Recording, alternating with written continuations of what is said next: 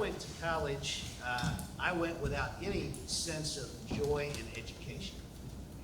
In fact, as I told new faculty yesterday, I went because Florida State University had a very good football team.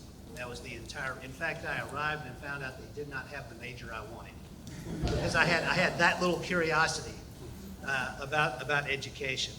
Um, I always was a high achiever in school, but really that was just purely a matter of obligation. My father was a valedictorian. My aunt was a valedictorian. And everybody at that time felt like college was valuable, right?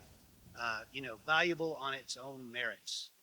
Uh, Things have changed somewhat since that time, which is part of what motivates the direction that I'm going to go with this talk, which is to kind of talk about why what we do is good, the value of what we're doing. Now, when I went to Florida State, tuition was, gosh, it may have been 10% or less of what it is today.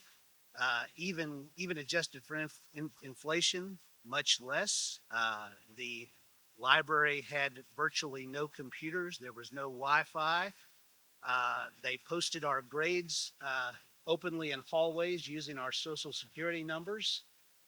So totally different environment. I took a typewriter with me to college. I know somebody. I told Mike Landrum I was turning 54 tomorrow, and he acted shocked. Yes, I'm that old. Uh, Now, while I was there, two things happened that really changed my disposition as a learner.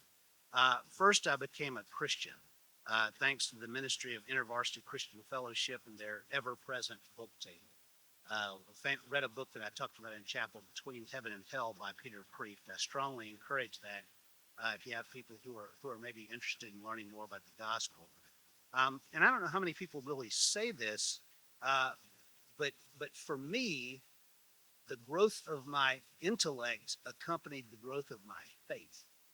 I really was not a thinker at all until I became a Christian. Before I became a Christian, what I liked were comic books, science fiction, humor, fantasy. I still like those things, right? But my menu has grown substantially. The other thing that happened, don't know if we have this faculty here, but I took my first courses in economics. And I think that for a lot of students, they take that first course that really grabs their mind, and that really changes things. I suddenly felt I discovered one of the keys to how the world works, and I couldn't get enough. And so my reading list is expanding: Christianity, social science. I remember that learning just became something entirely new, and as I learned to love it, it became so much easier to me. I remember I took a course in psychology and law, and I enjoyed it so much and did so well. A professor came and he put the final down in front of me, and he said, "I'll give you an 88 sight unseen. Don't even turn over the paper." And I said, "No way. I am taking that final," because I had changed completely and I loved learning. So the combination of Christianity and college was transformative for me. It lifted me out of a mindless track that I'd been on before when I was just sort of a drone of popular culture, which I think is where a lot of people are. I knew that I was supposed to do well in school, to graduate, to make money, to drive a nice car, to live in a nice house, to enjoy a consumeristic existence filled with a lot of popular entertainment. But school was purely instrumental to me before. Learning was just something I had to do to obtain creature comforts. I went through the motions. But when I learned how to love learning, my life changed radically for the better. Now, in many ways, we're living in a golden age of education. If even a very poor person wants to learn something, they probably can do so more cheaply, easily, and quickly than before. But access is not really a panacea. There are significant challenges beyond the question of access that have to be addressed. Some years ago, I had the experience of walking around a local public park. I was listening to classroom lectures. It's this early podcast days. They would do things like just put a microphone in a professor's room and you could listen to what was being taught. And so these were just unedited recordings from thrice weekly meetings on campus. And as I listened, it was some Yale professor talking about history. But I realized as I walked around that park that I was getting everything. My appreciation for the material was at a high level. I grasped the concepts. I filled in the gaps with my own knowledge. I evaluated the professor's approach. With virtually every sentence he spoke, I gained some. Now, of course, I'm a professor who teaches and writes about politics. So I really wanted to know about this material. But that's what it hit me, that this fine experience of learning I was having is not common among students at any level. The difference between them sitting in any number of lectures, including mine, and me walking around a park with earphones in is the thing that is usually missing in education. And that thing is desire. Desire is the thing that is missing. Now, it took me a long time to get there because I didn't have the desire. But when I began to experience that, when I experienced desire, I started to synthesize information, to see the great linkages between ideas, concepts, historical occurrences, and more granular information that follows. And when that happened, I began to take satisfaction in learning. And I gained a much greater interest in participating in my own education. And I know that for many of you, probably teaching, you have seen the students for whom that has happened. It's probably just about the most satisfying thing that happens in an educator's career. Now, for the most part, students do not have this great desire, and it shouldn't be really all that surprising that they don't. We have not trained them to desire true learning. What we have trained them in our general cultural system is to desire progression, to achieve progression. And so they just move forward. And progression, it has become essentially automatic. And so one can be distinguished at progressing or not so distinguished, but everyone seems to progress as long as they conform to certain minimal standards.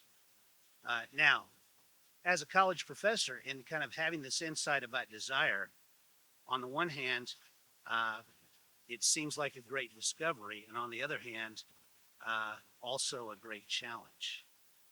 We notice that young men do extremely well in playing video games. Why are they so good at it? They want to learn. They want to learn how to compete well. How do I create desire in my students? How do I convince them that they should desire real learning when they've been trained to settle happily for mere progression? What we need to do is we need to help them see that education is for life. Education is for life. It's not just about attaining a credential. So we need to help them to see the joy and the benefit of loving learning. Now, in the process, there was a time when we were all thinking that MOOCs, does everybody remember MOOCs? Massively open online classes. This was going to disintegrate higher education. So at the time when I was listening to a whole lot of material about that, and I remember a conversation between Walt Mossberg of the Wall Street Journal, Sal Khan of Khan Academy, who makes all the short videos about how to do math, and, things of that nature. A lot of homeschoolers use it. And John Hennessy, the president of Stanford University. And one of the interesting moments was when Khan said something about students come to college just to learn a skill or to prepare for a job. And Stanford President Hennessy jumped in and said, no, that's not true. What universities offer is an enriching experience that is greater than just professional training. And Khan quickly countered that parents and students should understand that because that's not what they're seeking. And so Khan, of course, is significant. He's been on the vanguard of the effort to disrupt and transform the nature of education. I think about another interview that I listened to between Peter Robinson and two very successful venture capitalists, Peter Thiel and Andy Kessler. Thiel, of course, was one of the original PayPal investors, also an original Facebook investor, now sort of deals in politics and things like that. He also pays various students $100,000 not to go to college. So that's kind of his program. And in this, Kessler is a longtime corporate guy who now writes for the Wall Street Journal.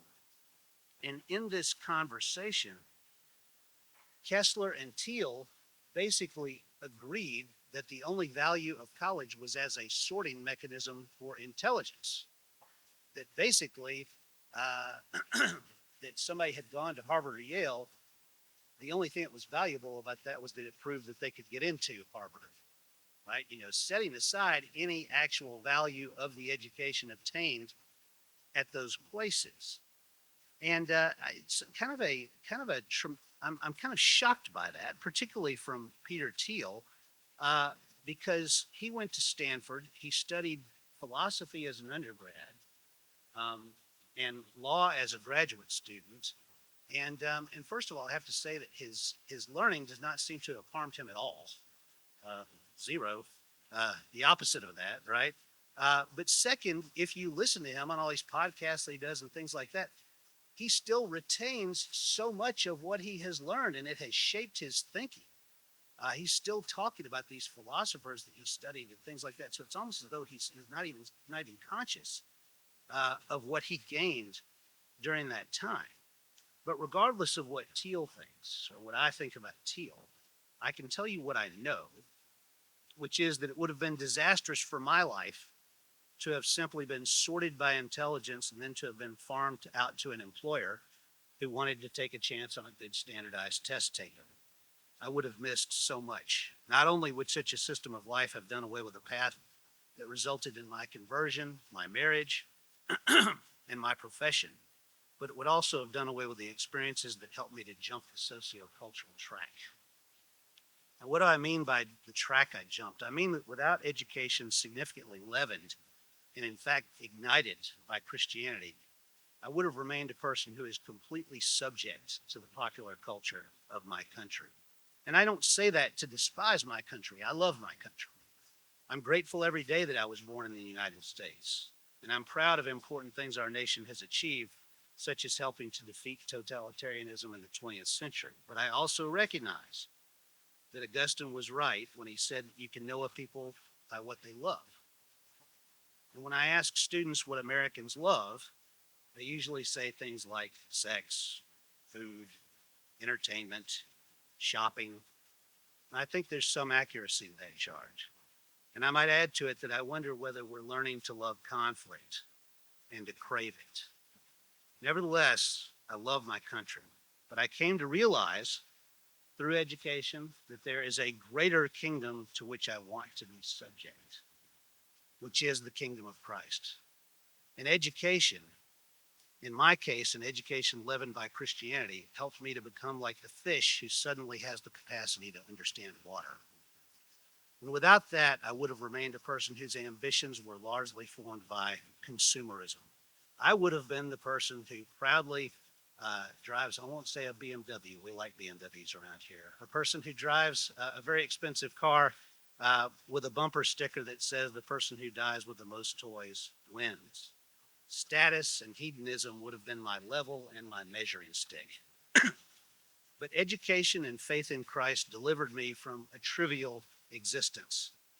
Alternatively, we might think about C.S. Lewis's famous address to students, wondering whether there was any point to pursuing an education when a global war was breaking out.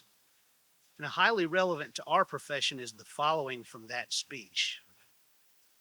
A man who has lived in many places is not likely to be deceived by the local errors of his native village. The scholar has lived in many times and is therefore in some degree immune from the great cataract of nonsense that pours from the press and the microphone of his own age. To gain an education is not to learn to despise one's cultural heritage or one's sense of place, but it is to find a way to obtain a higher vantage point. To be able to hike up the mountain and to see with more perspective. We offer not only information, but the tools and habits of thinking that give a human being a new experience of life. Out of that may come broader horizons, new priorities, and greater capacity to evaluate the constant flow of information, much of it commercial or political propaganda. The twist here is that while there are many stories about how education sets people free, few would imagine that becoming a Christian would achieve that goal. They would think that somebody like me would become more ignorant, more intellectually landlocked, but the truth is that I had been subject to pop culture and learning set me free, particularly learning leavened with Christianity.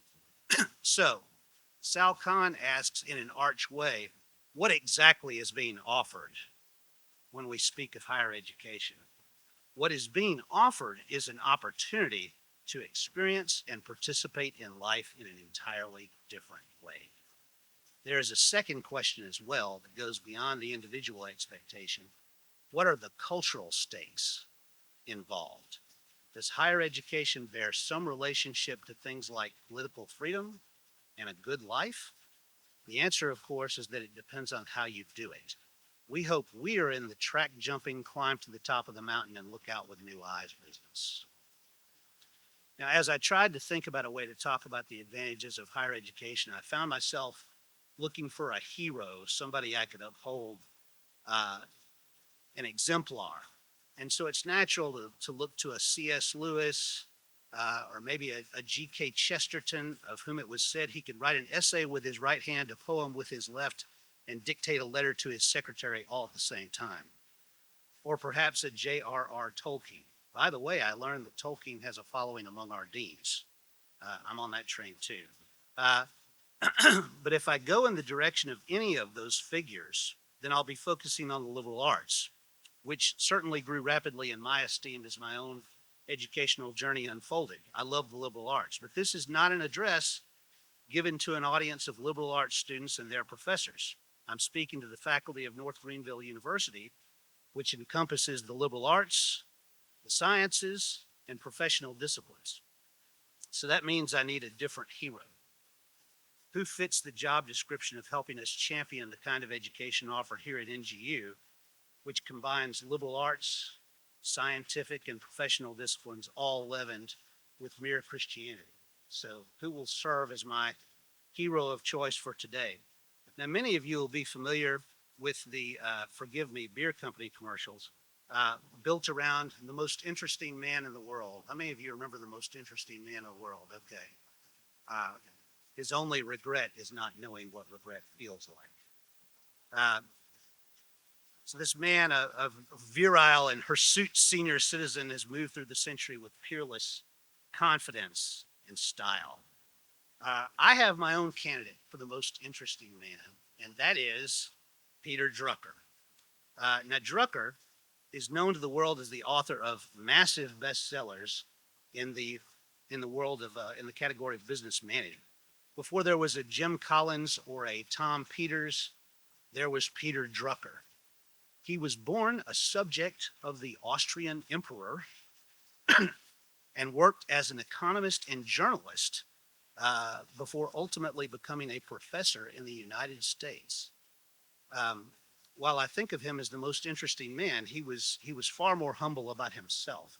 His autobiography is titled Adventures of a Bystander, and the book is a collection of tales about people Drucker knew rather than a chronology of his own life. Now, like many, I discovered Drucker through his extensive writings in the discipline of management. But as I read his books, I got little hints that he might be something more than a gifted writer of best-selling business books. Though some credit him with the founding of management as an academic field, and most associate him with such books as The Effective Executive and Management, Tasks, Responsibilities, and Practices, I noticed that his earlier works from the 1940s and 50s had more expansive titles, such as The End of Economic Man and The New Society. And I also learned that his academic training was not in management, but in international law. And prior to his learning in law, he was deeply steeped in both the social sciences and the liberal arts. He also benefited greatly from his participation in the spirited discussions held in the salons of his native Austria. So Drucker was a social and political thinker as well as an astute business mind. This, after all, is the man who viewed management primarily as a liberal art. He crossed disciplines with ease and was comfortable operating in several spheres of learning and application. In fact, Drucker, toward the end of his life, was an authority in Japanese art. So, despite his highly successful consulting business and his mega selling books, Drucker chose to spend several decades working within universities as a professor. Much of his later teaching was done with mid-career adults seeking to obtain graduate degrees.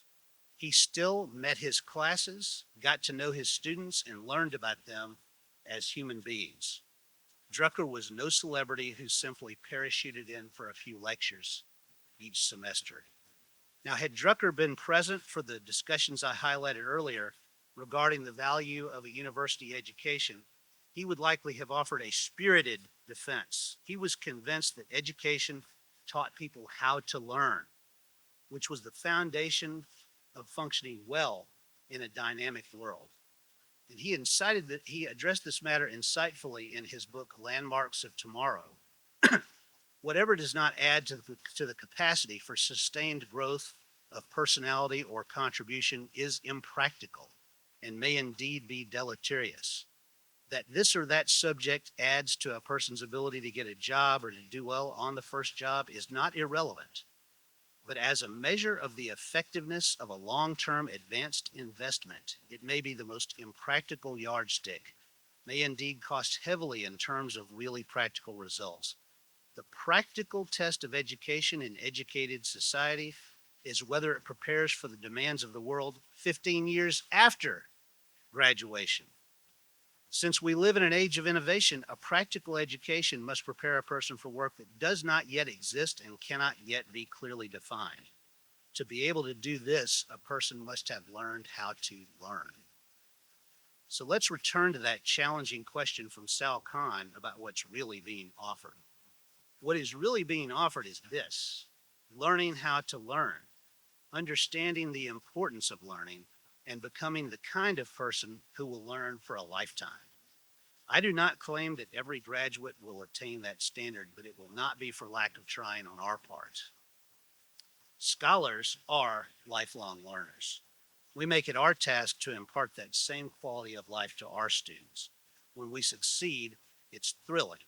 So our goal is as much to help our students develop the desire to learn as it is to pass on specific knowledge of our disciplines. Now, Drucker had a number of other fascinating insights. I'll make sure I have time to share a few. By the way, David Dockery tries to speak things into existence, former president of Union. Now he's at Southwest. He once introduced me at a conference that Dr. Baker will soon be doing a book on Peter Drucker. That was not true at all. It would be good if I did. You can tell I'm enthusiastic about the subject, but he tried to prophesy it into existence. Okay.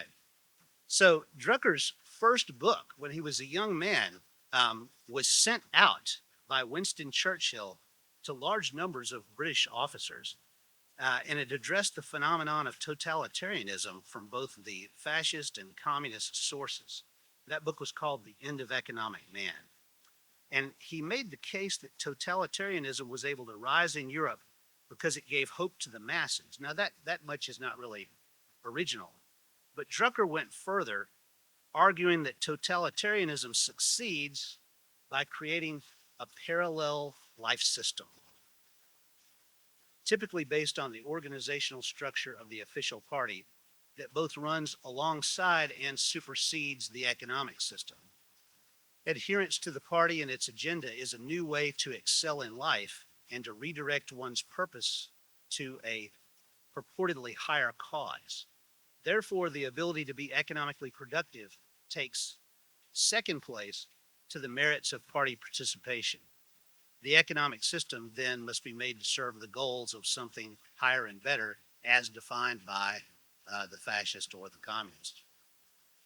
Now, both the Nazis and the communists managed to accomplish this feat of elevating ideological party over the economic system.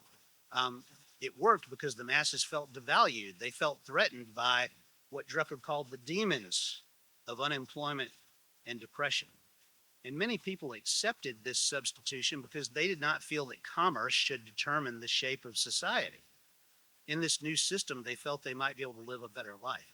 The interesting thing that Drucker says is that if that is our complaint, and it's a reasonable complaint, the answer is not the Nazis or the communists. The answer is the Christian church. So it's fascinating to me that this book, Winston Churchill sends it out to as many officers in the army as he can.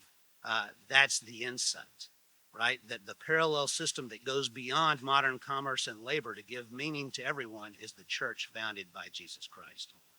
In his next book, The Future of Industrial Man, Drucker relied upon Christian anthropology as a promising building block for society. He credited Christianity with the idea that men are more alike in their moral character than in their race, nationality, or color. Though we are, this is 1942, though we are imperfect and sinful, we are simultaneously in God's image and are responsible for our choices. We cannot claim to have fully comprehended the good, but neither can we deny our responsibility to seek it. Freedom, according to Drucker, is based upon faith. So I can't help but notice here that Drucker, a man who would spend his life in professional schools and business, wrote in a vein recognizable to someone like the theologian Prime Minister Abraham Kuyper in the Netherlands and the great French philosopher Jacques Maritain. All of this would have made sense to them. And Americans, Drucker thought, he took particular interest in how Americans thought. He said that Americans, whether this is still true, we can ask ourselves, retained an emphasis, or was it ever true, retained an emphasis on man's fallen nature. Their liberalism was based on humility, love, and faith, not left-wing liberalism. Accordingly, the founders were less willing to invest institutions with European confidence in the combination of rationality and government power. So what he's saying is the extent to which American government is difficult to operate, the extent to which our Constitution ties our hands, this is actually a feature, not a bug, right? That is something that comes from an understanding of the sinfulness of human beings. So in any case, there are just a number of fascinating insights from Drucker. I could go on and on. I'm going to skip ahead a little bit here. Another thing that he addressed was management and labor. During the time that he was writing, management and labor was one of the absolute key conflicts in American society. And he was very concerned that it was creating a split allegiance between people, right? And Drucker said it would be better to find a way to turn the split allegiance into a twin allegiance. And this twin allegiance may be the key to establishing the new social system successfully integrated by Christianity that Drucker had hoped for in the end of Economic Man. But even if church and state cannot find the greater harmony Drucker thought desirable, the church can still serve a positive function as a loyal protester or a critic of sorts. The existence of dissenting institutions, he wrote, such as the Christian church in a secular society, or a liberal arts college in the business world. Let me repeat that. The liberal arts college in the business world, I say, helps a society change and adapt, recover, and build. So in other words, the church holds out an alternative and an opportunity for renewal. So just kind of wanting to point to him, because a lot of times when we talk about this life-changing business, we focus that just toward the liberal arts. But here I just want to point to a fantastic business thinker, professional school guy, who was able to work very productively in this vein. Now, so a significant part of my case for Christian higher education has to do with citizenship. Now, I've described some of Drucker's political and economic thinking. Let me say this. The founding generation in the United States understood something important. Certainly there were some things they got wrong, right? But some things they got right. And one is this: freedom requires the exercise of virtue. If a people cannot govern themselves through the exercise of virtue, then they will not be free. You will be virtuous and free, or you will embrace license and you will not be free. The United States of America as an ongoing project is a dramatic and dynamic act of balancing law and virtue. So the more virtuous the people, the less will we require the coercive and paternal action of the state. Indeed, the more we strive to be virtuous people, the more we will be men with chests, right? Everybody remembers C.S. Lewis talking about men without chests. I'll be men with chests, as C.S. Lewis would have us, rather than mass men under the sway of elite conditioners who manipulate the public like puppets. We will participate in bringing about the good society instead of simply drifting along with whatever state of affairs a set of masters determines to create. Now, the American Constitution is set up with an eye toward maintaining freedom and therefore virtue. And so part of that is to avoid tempting human beings with too much power, rather than deal in the old question of who has the power, which is kind of the timeless question in politics. Who will have the power? The Americans asked a different question, which was how much power? So to that end, the power of the American government is limited and checked and balanced and filled with all kinds of modesty, right? And so it's understood that to this extent, Christianity has kind of significantly influenced what I would call the Christian civilization project. Christian civilization helped foster the emergence of a broad-based citizenship in America that was so well described by Alexis de Tocqueville when he visited the country in the 19th century. The nation's schools and churches worked in concert to train Americans for a largely new kind of life in the polis for many. So gone was the old passivity and deference to rulers exhibited by mere subjects. In its place came the engaged role of the citizen. Now, it is true. The Bible is not the Declaration of Independence, okay? It is true that the Bible counsels Christians to obey their sovereigns. But one of the great differences of American life was that the people possessed a real share of the sovereignty. Sovereignty did not exist outside of them, but within them, and had to be used morally. While subjects need only obey, citizens have the weighty task of making a right use of freedom, and the even more awesome challenge of deciding when to curtail wrong uses of freedom.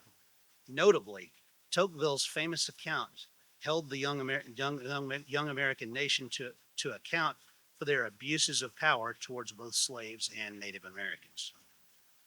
So it is fitting in a defense of a Christian education to emphasize with Os Guinness and the key figures of Renaissance and Reformation the need to point back to original sources, ad fontes, forgive my lack of Latin pronunciation. Renewal emerges through rediscovery of those things that spurred us on in the first place. We should spend less time deconstructing Shakespeare and the Bible and spend more time getting to know them in the first place. This is good work for our colleges and universities. It will help us develop the muscles and the sinews of liberty. Higher education should be as focused on helping us to remain free in our capitals and courts as it is in helping us function in the marketplaces of the world. So education is needed for work, and it is an important part of sustaining informed citizenship. And of course, I began by talking about the value of education for life. Is there a unifying thread to tie the three together and to help us have some idea of the shape of our efforts in colleges and universities, how they should look? And in the course of his discussion of justice in the Republic, Plato divides the soul into the reason or the head, the will or the chest, and the appetite, the stomach. His definition of justice is that everyone in the Republic and every part of the soul do the thing for which they are born or made. The just man is governed by his reason, which joins forces with the will to keep the appetite in place. A man ruled by his appetites is disordered, is in fact upside down. So too is the man who allows his love of honor through its appeal to the will to overwhelm his reason. There must be a proper balance in the soul. We must tutor the will so that it will aid our reason. C.S. Lewis applied Plato's framework to the problem he observed in the two young schoolmasters who wrote what he called the Green Book. Lewis dwelt at length upon an example in that book. The authors claimed that when a person looks at a waterfall and declares it to be sublime, he would merely be expressing an opinion with no basis in reality. These schoolmasters went on to describe a view of the world that is cynical and reductive. Their philosophy exalted the reason by demeaning the heart. The schoolboy who reads the textbook will conclude, as Lewis says, that all sentences containing a predicate of value are statements about the emotional state of the speaker, and that all such statements are unimportant. What is especially insidious about this teaching is that the pupil is likely to simply see this shallow philosophy as the default view. He will not realize that ethics, theology, and politics are at stake. He is being conditioned into taking a side in a controversy without even realizing it. Things such as patriotism, honor, bravery, self-sacrifice, respect for elders, reverence, and other virtues dissolve under the implicit accusation that they are merely romantic fantasies designed to manipulate suckers. The scholars who undertake this as their philosophy become professional debunkers. We could think about Abraham Kuyper in this regard. He wrote a book about scholarship, and he talked about the joy of seeking, the joy of hunting, of seeking, of fishing, this thrilling experience that scholars can have. But he also says that sometimes we forget about the finding. He critiques scholars who, in refusing to accept any answers as sufficiently revealing of the truth, are committed to a never-ending project of deconstruction. And clearly, Kuyper's concern has been vindicated by the subsequent movements of the Academy. He calls these permanent seekers the real children of Pilate, who are left with not one fixed starting point for their thinking, not a single pillar in their temple of justice, not one firm rule for their moral code. Higher education at its best is much more than an enterprise centered around mere rationality. We should recognize that we are more than calculating creatures. Education is primarily about the head, but it should also address the chest. So many professors see themselves as great intellects who relieve students of their credulousness and innocence, but it would be better to offer them a grounded belief in truth. Lewis calls it the doctrine of objective value, which means, quote, that certain attitudes are really true and others really false to the kind of thing the universe is and to the kind of thing we are. We talk a lot about the integration of faith and learning in Christian higher education, and it mystifies a lot of people. In reality, it's pretty simple. Integration simply refers to integrity. Do your beliefs translate into the words that you speak and the actions that you perform? There is tremendous power in the witness of an integrated life. Ideally, a Christian education can help us move in that direction. We cultivate the Lewisian chest right along with the Platonic head in service of the sanctified soul. I'm finally concluding. It sometimes seems that the world has grown frustrated with the grand tradition and ideas of higher education. Increasingly, we're purged to forget the large overarching purposes and lofty visions, and we're tempted to go all in on a strategy rooted in technique and vocation. Make education instrumental.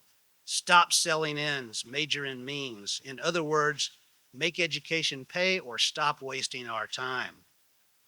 But the problem is that despair about what education can do in the Civilization Project doesn't solve our problems.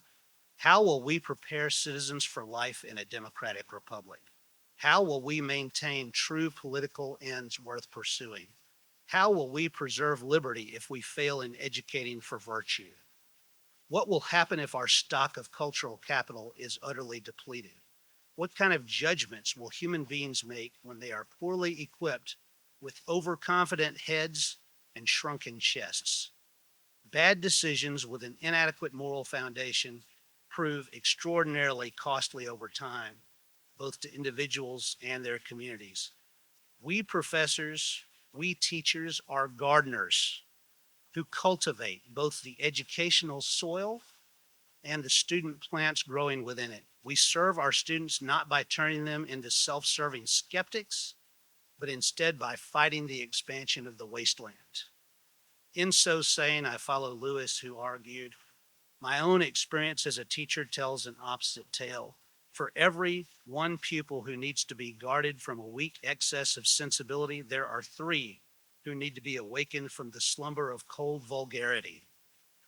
The task of the modern educator is not to cut down jungles, but to irrigate deserts.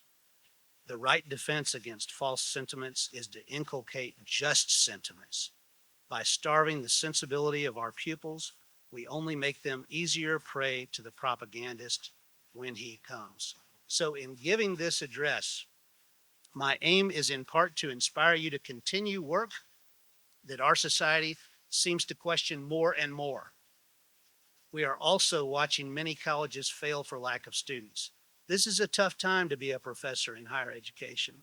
In my lifetime, we've gone from a cultural presumption that college was worthwhile on its own terms to one where there's growing skepticism and even many who seem to cheer for our demise.